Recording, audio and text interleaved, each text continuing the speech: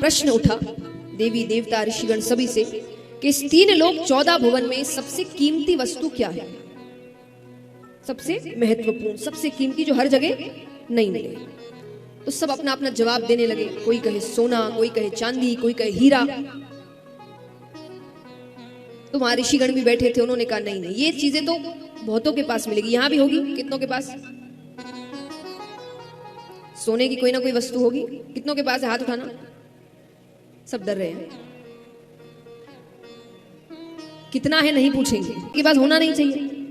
तो ऋषिगण कहते हैं तो बहुतों के पास मिलता है। तो बोले फिर आप बताइए सबसे कीमती क्या है?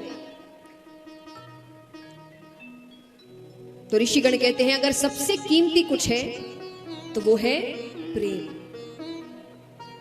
प्रेम भी कौन सा? निस्वार्थ।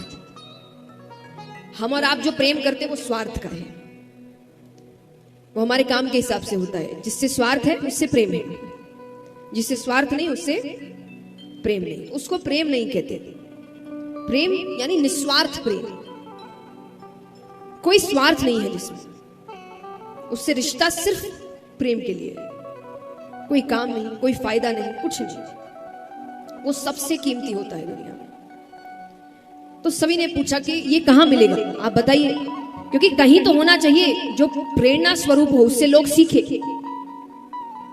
तो इस पर भी सब जवाब देने लगे। तो कोई कहे कि हो ना हो ब्रह्मा ब्रह्माणी के पास तो होगा। बोले नहीं, ब्रह्मा जी तो रचना के कार्य में इतने व्यस्त हैं, उनके पास ब्रह्माणी के लिए समय ही नहीं है। तो वहां नारद जी भी बैठे थे। नारद जी ने कहा हो ना हो मेरे प्रभु विष्णु भगवान और लक्ष्मी माता के पास तो जरूर है। ऋषिगण कहते वहां भी थोड़ी कमी है। कैसे? अरे बोले इतना प्रेम होता तो समय न समय देखकर वो भक्तों के पीछे थोड़ी दौड़ते। उनका झुकाव भक्तों के प्रति ज्यादा है। गजेंद्र की कथा आती है, आगे के दिनों में आएगी।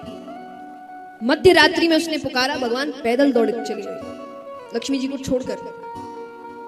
इतना बोले प्रेम होता तो साथ लेकर जाते। तो वहां भी तो सबने कहा फिर आप ही बताइए।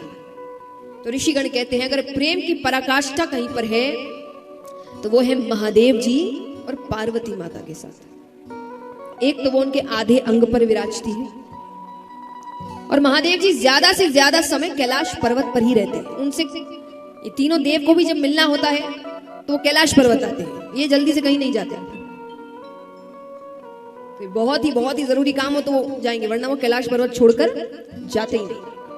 तो बोले वहीं सबसे ज्यादा प्रेम है। नारद जी विष्णु भगवान के भक्त है। नारद जी कहते ऐसी कोई बात नहीं है, विष्णु भगवान और लक्ष्मी माता में भी बहुत प्रेम है। पर सबको ऋषिगणों की बात सही लगी, उन्होंने कहा ये तो सच है। नारद जी कहते अच्छा ठीक है, अगर मैं उनके बीच थोड़ी अनबन करवा दूं तो? अब आपको लगे कि पति पत्नी के बीच तो अनबन होती ही रहती है, ये दो अलग बातें हैं। एक होता है आपस में अनबन, एक होता है किसी तीसरे की वजह से। अगर कोई तीसरा आकर आपके बीच झगड़ा करवा कर चला जाए, मतलब प्रेम में अभी भी कमी है। आपस में झगड़ा हो वो होता रहता है, हर घर में होता है, पर कोई और आए और झगड़ा करवा कर चला जाए, इसका मतलब अभी भी कमी है। नारद जी ने कहा मैं करवा दूं तो? सबने कहा तब की तब देखी जाएगी। अब वो रोज कैलाश पर्वत जाए, पर दोनों को साथ देखकर वापस लौट आए। एक दिन संयोग से महादेव जी कहीं गए हुए थे। नारद जी जाते हैं, माता अकेली है, उनको प्रणाम करते हैं। माता ने कहा कैसे आना हुआ? नारद जी कहते हैं वो बाबा से थोड़ा जरूरी काम था। कहाँ है वो? माता ने कहा वो तो अभी बाहर गए हैं। अगर कोई बहुत जरूरी काम है तो मुझे कह दो, मैं उनसे कह दूंगी। नारद जी कहते नहीं, थोड़ी व्यक्तिगत बात थी। व्यक्तिगत माने पर्सनल, सबको नहीं बता सकता। माता कहती है आपके बाबा और मेरे बीच कोई व्यक्तिगत बातें नहीं रहती, वो मुझे सब बताते हैं। नारद जी कहते मैं नहीं मानता। नारद जी ने एक बहुत बड़ी बात कह दी यहां। नारद जी कहते हैं कि ऐसा कोई पुरुष नहीं है जिसने कोई ना कोई बात छुपाई ना हो। हर कोई, चाहे वो साधारण हो कोई भी हो, पुरुष कोई ना कोई बात तो स्त्री से छुपाता ही है। अब यहाँ जितने भी शादीशुदा है सबकी घर जाके क्लास लगने वाली है।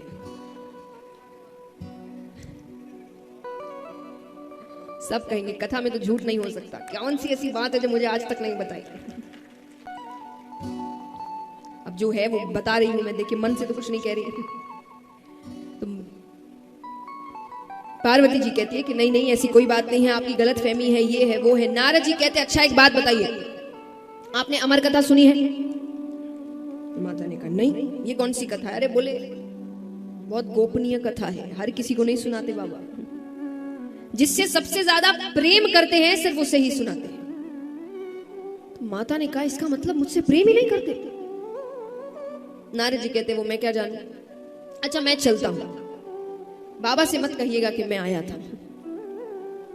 नारद जी चले गए। अब माता केवल ये सोच रही है कि ये कौन सी कथा है, अब मुझे क्यों नहीं सुनाई, ऐसी कौन सी कथा है, इतनी गोपनीय कथा क्यों है। इतने में ही महादेव जी पहुंचते हैं तो रोज की तरह कोई स्वागत नहीं, कोई आओ भगत नहीं, कोई दरवाजे पर लेने नहीं आया। और हमेशा दरवाजे पे जाती थी। अब महादेव जी आके बैठ भी गए, अभी भी कोई बात नहीं होता ना, आप घर आए तो पत्नी 10 बात पूछती है, कहाँ थे, क्या हुआ, दिन कैसा गया, ये वो कुछ नहीं, बात ही नहीं कर रही। तो महादेव जी ने एक बात शुरू की। महादेव जी कहते हैं कि अरे गणेश कार्तिक कहाँ है? क्योंकि जब पति पत्नी के बीच झगड़ा हो जाए तो बातें बच्चों के माध्यम से ही चलती है। तो भगवान ने भी यही कहा। भगवान कहते गणेश कार्तिक कहाँ है? माता कहती मुझे क्या पता, गए होंगे कहीं, दिन भर अपने पास बिठा के रखो। महादेव जी उनको समझ नहीं आया ऐसा जवाब क्यों। देखिए ये पुरुषों के लिए है। कई बार पुरुष कहते हैं ना कि हमें समझ ही नहीं आता कि वो कब नाराज है, हमें क्या पता नाराज है, हमें कैसे पता चलेगा नाराज है। तो ये मैं आपके सहयोग में ही काम कर रही हूँ कि जब ऐसे उल्टे जवाब मिले मतलब नाराज है, तो सोचो क्या गलत किया होगा, क्योंकि वो खुद नहीं कहते कि वो नाराज है, आपको समझना पड़ेगा। तो जब आपके सीधे सवालों के उल्टे जवाब आने लगे मतलब कुछ गलती हुई है।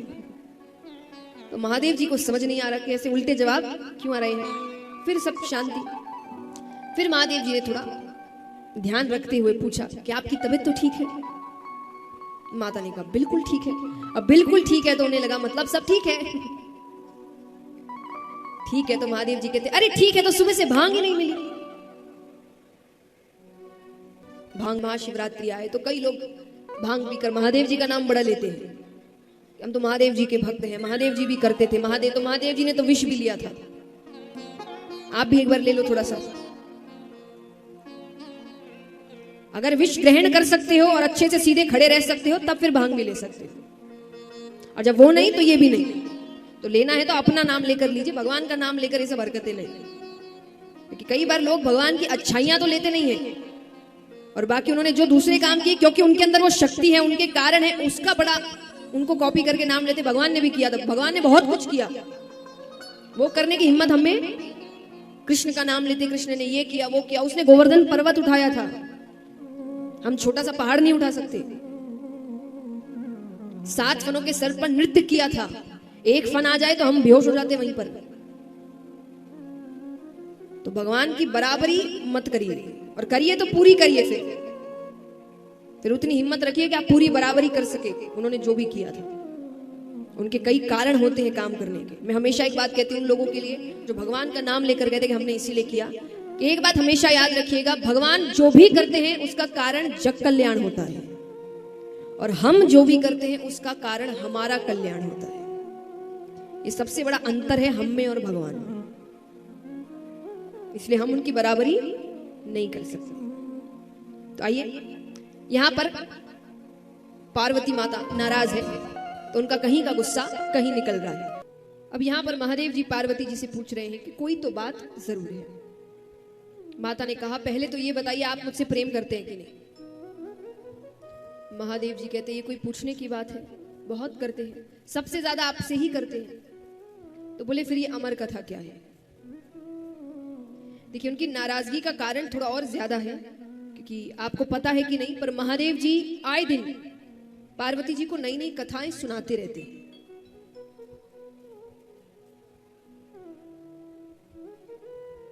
जब भगवान, आप कई श्लोक के दोहे सुनते हैं जिसमें भगवान कहते हैं ना कि उमा राम स्वभाव जिन जाना ताही भजन तजी भावना आना। ये सारे जो उमा नाम से भगवान बार बार बताते रहते हैं, ये सब भगवान जब कथाएं सुनाते हैं तो पार्वती जी से कहते हैं। तो उनको ऐसा लग रहा है कि जब इतनी कथाएं मुझे सुनाई है, इतनी बातें मुझे बताई है, तो ये क्यों नहीं? इसका मतलब सच में ये कोई बहुत गोपनीय कथा है जो हर किसी को नहीं सुनाई जाती, जो बहुत खास है उनको सुनाई जाती है। तो माता कहती है कि ये अमर कथा क्या है। अब महादेव जी कहते हैं कि इसके बारे में किसने बता दिया। और नेत्र बंद करते हैं, पूरा दृश्य सामने आ जाता है कि नारद जी आए, पूरी बातें की। महादेव जी कहते हैं ब्राह्मण देवता आते और अपना कोई ना कोई काम करके जाते हैं। महादेव जी कहते नहीं सुनाई तो अब सुना देंगे। पार्वती माता कहती है वो तो सुनानी ही पड़ेगी, पर अभी तक क्यों नहीं सुनाई? तब महादेव जी ने कहा कि ये बहुत गोपनीय कथा है। और गोपनीय का अर्थ देखिए, महादेव जी हर वक्त समाधि में बैठते थे, वो किसी से ज्यादा बात नहीं करते थे, सारे रिश्ते माता निभाती थी। तो वो कईयों से बात भी कर रही है, कईयों को बातें भी समझा रही है। तो महादेव जी कहते हैं कि इस कथा का नाम क्या है? हाँ, अमर कथा, यानी सुनने वाला अमर हो जाएगा। महादेव जी कहते ये हर किसी को तो नहीं सुना सकते। अब मैंने आपको सुनाया, मान लो आप किसी को ऐसे ही बताते हुए जा रहे, किसी को अपने प्रेम से सुना दिया, क्योंकि आप कईयों से बात करते हो, इसलिए ये कथा नहीं सुनाई अब तक। माता कहती है मैं किसी से नहीं कहूंगी, आप मुझे ये कथा सुनाइए। ठीक है, तो कैलाश पर्वत के एक ऊंची शिला पर जाकर बैठते हैं, कल्पतरु वृक्ष के नीचे। महादेव जी एक ऊंचे आसन पर बैठे हैं, उससे नीचे माता बैठी है, क्योंकि महादेव जी इस वक्त कथा सुना रहे हैं। अब कथा आरंभ करने से पहले महादेव जी कहते हैं कि माता एक प्रार्थना या एक सूचना, क्योंकि ये कथा, इसमें ज्ञान भी बहुत है, और इस कथा को जो सुनते हैं उनकी परीक्षा निद्रा रानी लेती है। कौन?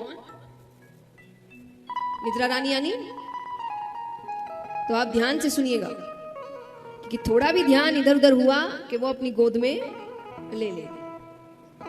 ठीक है, और यहां पर महादेव जी एक और सुझाव देते हैं, क्योंकि महादेव जी खुद बड़े भक्त हैं, तो कई बार वो कहते हैं कि कथा करते करते वो नेत्र बंद कर लेते थे, और नेत्र बंद करके वो कथा सुनाए जा रहे, उनको किसी और से लेना देना, वो भक्ति में लीन हो जाते थे। तो उन्होंने कहा कि क्या पता मैं नेत्र बंद कर लूं, मेरा ध्यान आप पे पड़े ही ना और आप सो जाओ। तो एक काम करिएगा, आप हर थोड़ी देर में बीच बीच में कहते रहिएगा स्वामी, स्वामी, स्वामी, यानी हुंकारा। ये माताओं को ज्यादा पता होगा, क्योंकि जो व्रत इत्यादि करते हैं, कहानियां सुनाते हैं ना, तो जो सामने बैठा है वो इसीलिए है कि अभी तो हम जल्दी जल्दी कर देते हैं, पहले बड़ी बड़ी कथाएं धीरे धीरे होती थी, लंबी लंबी, और कई लोग सामने बैठते थे, तो सोने का डर रहता है, लंबी कथाएं तो उनको हुंकारा, वरना तो ये महादेव जी ने शुरू किया है। माता ने कहा ठीक है। अब कथा आरंभ करने से पहले महादेव जी ने पहली ताली बजाई, एक एक पहली ताली बजाई। ताली बजाते ही जितने भी जीव जंतु थे कैलाश पर्वत पे, वो सब कैलाश पर्वत छोड़कर जाने लगे। फिर भगवान दूसरी ताली बजाते हैं, तो महादेव जी का जो त्रिशूल है वो कैलाश पर्वत की 3 बार परिक्रमा करता है कि कोई छिपकर तो नहीं बैठा। तीसरी ताली बजाते हैं, सुगंधित हवाएं बहने लगती है, भक्ति में वातावरण हो जाता है। अब महादेव जी ने कथा आरंभ करी। अच्छा, जिस पेड़ के नीचे बैठकर वो कथा सुना रहे हैं, उस पेड़ पर एक सूवे का अंडा पड़ा है। सूवा यानी तोता। अब वो अंडे में है, तो त्रिशूल ने जब परिक्रमा की नहीं आया। महादेव जी यहाँ कथा जैसे ही शुरू करते हैं कि वो अंडा फूट जाता है, उसमें से एक शूक बालक निकलता है। अब वो भी बैठकर कथा सुन रहा है। थोड़ी देर तो महादेव जी ने कथा सुनाई, फिर उन्होंने अब वो नेत्र बंद करके कथा सुनाई जा रहे हैं। माता भी थोड़ी देर सुनती है, थोड़ी देर बाद उनको नींद आ जाती है, सो गई। लेकिन फिर भी महादेव जी चुप नहीं हो रहे, वो कथा सुनाए जा रहे। क्यों? कारण? हाँ,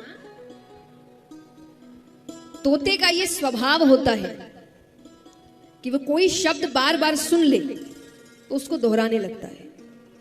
अब माता तो सो गई, वो शुक बालक कह रहा है स्वामी, स्वामी, स्वामी। और ये भक्ति की चरम सीमा है। महादेव जी इतने लीन है उस कथा में कि उनको तोते की आवाज माता की आवाज लग रही है। उनके बस कान में स्वामी जाना चाहिए। वो जा रहा है, वो कथा सुनाए जा रहे हैं, सुनाए जा रहे हैं, अंत तक पहुंच गए। अंत में आंखें खोलते हैं कि आपने क्या समझा। देवी तो नींद में। वो उठाते हैं उनको। माता ने माफी मांगी, मुझसे गलती हो गई, आप फिर से कहिए, मैं अब नहीं सोऊंगी। महादेव जी कहते वो तो ठीक है, पर अगर आप सो रही हैं तो इतनी देर से स्वामी कौन कह रहा है। तो वो ऊपर नीचे देखते हैं तो उनकी नजर शुभ बालक पर पड़ती है। अब महादेव जी को लग रहा है कि उसने चोरी से की, मायावी है कोई, तो वो बच गया कैसे तैसे त्रिशूल के परिक्रमा से, लेकिन ये छुपकर सुन रहा है, इसने चोरी करी कथा की। अब वो बालक आगे आगे और त्रिशूल लेकर महादेव जी पीछे पीछे। अब वो हर जगह घूम रहा है, सबसे मदद मांग रहा है, पर कौन महादेव जी से बैर लेवे। अंत में वो ये कहता है कि जब दैत्यों से संकट आए तो देवताओं के पास जाते हैं, पर जब देवता से ही संकट हो तब ब्राह्मण देवता के पास आते हैं। ब्राह्मण देवता और ब्राह्मण ये दो अलग चीज है। सिर्फ ब्राह्मण कुल में जन्म लेने से हम ब्राह्मण देवता नहीं बन जाते, वैसे कर्म करने पड़ते हैं। तो ब्राह्मण देवता अलग चीज होती है। तो वो ब्राह्मण देवता जब उनके मन में नाम आया तो वो किसके घर आए पृथ्वी पर? वेद व्यास जी महाराज के। उनके घर आते हैं। उनकी पत्नी उबासी के चक्कर में मुख खोलती, छोटा सा रूप बनाकर वो मुख के द्वार से गर्भ के अंदर जाते हैं। अब महादेव जी आए दौड़े दौड़े, नेत्र लाल, हाथ में त्रिशूल, गुस्से में। वेद व्यास जी कहते पहली बार तो दर्शन दिए, वो भी इस रूप में। महादेव जी कहते चोर मेरे यहां से चोरी करके आपके पास आया है। वेद व्यास जी कहते चोरी आपके घर में?